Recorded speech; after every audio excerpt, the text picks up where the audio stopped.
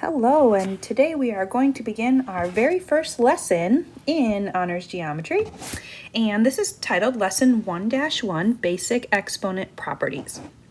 Now, all of our lessons are going to look similar to the similar layout. You're going to have some learning targets, and I'll show you how we'll mark those. We're going to have some information along the margins. Sometimes you'll have a connection. Sometimes you'll have some academic vocabulary, some tips for working in groups, and then some math terms, which you should already be familiar with, things like power, base, and exponent. So those are all good things to read as you're going through, especially if you get stuck.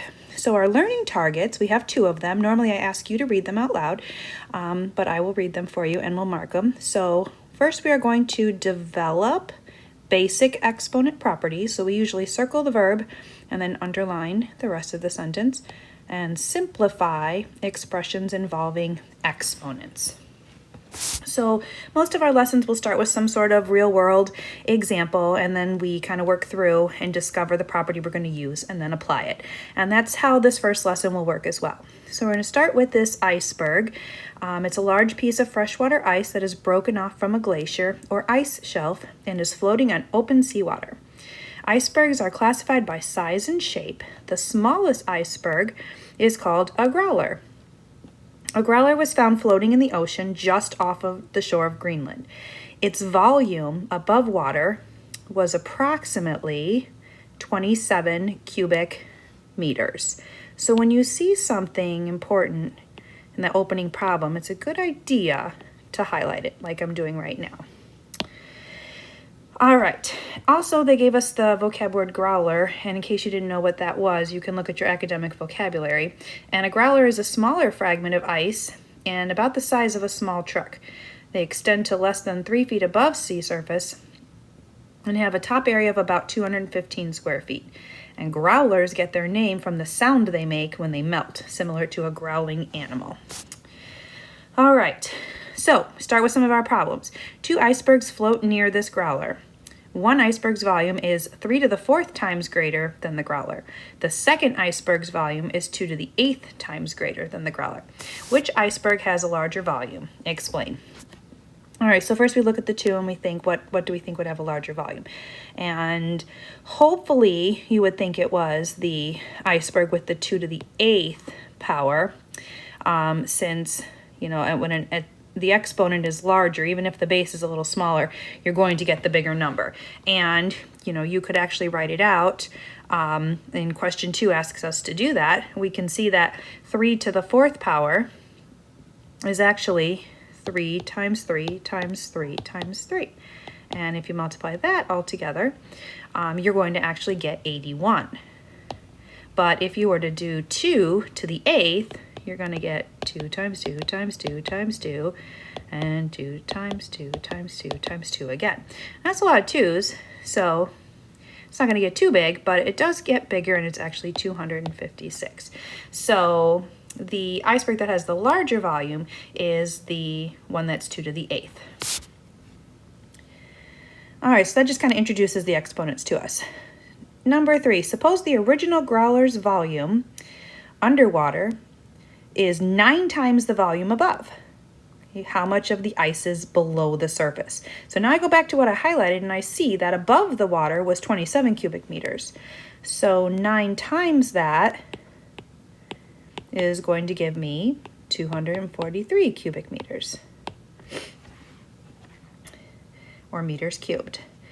Okay, so now we're going to write our solution to item 3 using powers. So write the missing terms as a power of 3. Okay, so we have 3 squared, that was our 9. And then our 27, not a lot of room to write in there, so I'm going to write it underneath. Our 27 is actually 3 to the 3rd power. And 3 to the 3rd power times 3 to the 2nd power is going to give us 3 to the 5th power, which is actually that 243. Okay. Now look at the equation we completed for item 4. What relationship do you notice between the exponents on the left, okay, which is like the 3 and the 2, and the exponent on the right, which is the 5? Well, you should notice that the exponents on the left, the 3 and the 2, they're going to add to 5. Okay? And that's going to help us develop a rule now for multiplying with the same base. And what do we do with those exponents? Okay, we're going to go on to the next page now to problem number 6. Here's where we're going to start developing, and I'll work a little faster now. It says use the table to help verify the pattern we noticed. So we noticed there was some addition. Okay, so if it was 2 squared times 2 to the 4th, wrote out all those 2's. There's the first 2 2's. There's the set of 4 2's. That made a total of 6. So, I mean, we could do that with the 5's. So 5 times 5 times 5. Well, then we have 2 more 5's. So 1, 2, 3, 4, 5. That's 5 to the 5th power. Okay, and hopefully we're starting to see the pattern now. 5x to the 4th times x to the 7th. Well, there's 4 of those. And then, wow, there's 7. 2, 3, 4, 5, 6, 7. Barely fits. And that'll give us a total of x to the 11th. Okay, so now I'm not going to write out the a's because I think I know the pattern. I think a to the 6th times a squared is going to give me a to the 8th. And that's going to be my rule. So I'm going to change to the highlighter again for a second because we're going to call this the power of products property. And I'm going to fill that in right here, that box. A to the m times a to the n. We're going to take those powers and we're going to add them, but we're going to keep the base. And that is going to be a to the m plus n power. And that's our rule. Okay, so then the next step is going to be to apply this rule. Now we know what to do. We have to add those powers. So in problem number 8, we're going to write as a single power.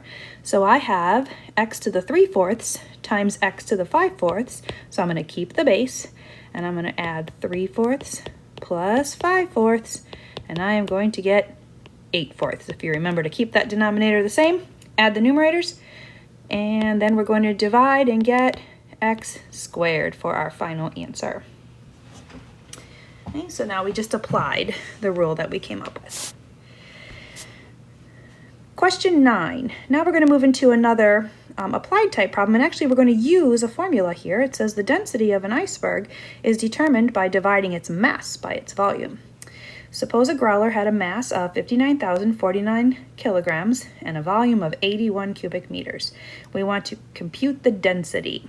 Okay, so we can use those big numbers, and we want to solve for density, so we're going to go D equals, and we'll do that 59,049 divided by our volume, which we were given as 81 cubic meters. And if I go to my calculator and I calculate that, I will get 729. And that is kilograms per meter cubed. Okay, so those are kind of big numbers, and what we could do is we could go in and we could figure out, maybe write them all with the same base. So I recognize 81 as being a power of 9, and I might try to figure out what 59,049 and 729, if those are also powers of 9, and go ahead and use those. So I would play around in my calculator and see, maybe 9 to some power. I know 81 is 9 squared. So I could figure out, might be easier to figure out the 729 is 9 cubed, and then that means that I would have to have 9 to the 5th on top. And so now, hopefully we notice that if we have the exponents on the left, if we have a division problem, those two exponents are going to subtract to the exponent on the right. So we should notice that 5 minus 2 equals 3. And that's going to give us another rule.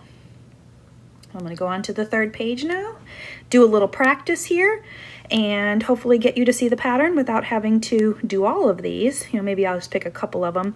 So if I look at, let's do the A's. The A's look kind of nice because there's only 3 in one. So if I have 3 A's on top and only 1 A on the bottom, well, that 1 A can cancel with one of those A's. And that leaves me with A to the 2nd. Okay, but I should also notice that 3 minus 1 is 2. And 7 minus 3 for the x's would be x to the 4th. And that is going to be our next rule, which we're going to call the quotient of powers. Oops, I meant to highlight that, not erase it. The quotient of powers, and what we're going to do is subtract. So a to the m divided by a to the n is a to the m minus n power. Okay, now in question number 14, I'll make it a little bigger because those are small little fractions in there. We're going to go ahead and use that quotient property again, and since they're both a's and it's division, we are going to subtract. So we're going to take that numerator, which is 11/3, and we're going to subtract the denominator, which is 2/3, and we're going to get a to the 9/3, which is a cubed. Now they don't always divide out nicely like that, but they're doing that for right now, so that's kind of nice. We're going to get into some examples now where the problems are going to get a little more complicated. The first one is just kind of a read example, and what you're going to do is, see they'll give you a problem, and then you can actually, they do all the steps, and you can just kind of go through the steps with them. So notice here we've got a coefficients like 2 and 5. So we're going to want to group those together and multiply. Those aren't just that's just regular multiply. So 2 times 5, which is 10. But then the powers, we have to remember that if we're multiplying, we add them. So 5 plus 4 is 9. So we're going to practice some of those on our own. All right, there's another example for B, but I'm just going to skip that. We're going to go into right into some of the practice problems. And I'm going to try to thin out my writing a little bit to make sure I can fit this all in here. And we'll pick a green. All right, for part A, we have got to simplify the expression. So to do that, I'm going to notice that I need to multiply the 4 times the -2 to get me a -8. Now I'm going to work with the x's. So I don't see a power on x. That's a 1. So that means I have to do 1 plus 2, which is x to the 3rd. And then for the y, I have a 4 and a 5. So 4 plus 5 is 9, y to the 9th. So one step, all done. Okay. Now let's go into B where we have some division. Now with division, remember, we want to subtract, but that rule only holds for powers. For the fraction, we actually have to reduce like normal. So that 2/4, that's really just a 1/2. So if I kind of think about that, I'm kind of going to have like a 1/2 like that. And I'll neaten it up in the final answer. Now with A, again, that's a 1. So 2 minus 1 is 1. So I have an A on top. I have 5 minus 2, which is 3. So that's B to the 3rd. Well, and C divided by C, well, those just go away. So there's a couple ways to write this. We could write it as 1/2 AB cubed, or we could just say it's AB cubed over 2. Either way is fine with me. And our third problem, we have a fraction and then we have a whole number. So I'm going to kind of put that over 1 just to think of it as a fraction. And I'm going to multiply first and then try to do some simplifying. So across the top, we're going to go 6 times 2, which is 12. Y to the 3rd and y, which is y to the 4th. Oh, and there's an x there too. So that'll be y to the 4th. Divided by, on the bottom, just 18x. So now I see that 12 over 18, I see that those are going to cancel. And so I'm going to divide them both by 6. And that is going to give me 2/3. So I have 2/3, the x's go away, and I just have y to the 4th. And that's just a sample of some of the problems that you're going to be solving. So that's going to be the end of my lesson video, because I'm going to save the last problems for you to try on your own and ask questions about. But of course, I will have uploaded all the notes, and you would be able to check your answers as you go. So I hope it was a good first lesson for you. And again, let me know if you had any questions.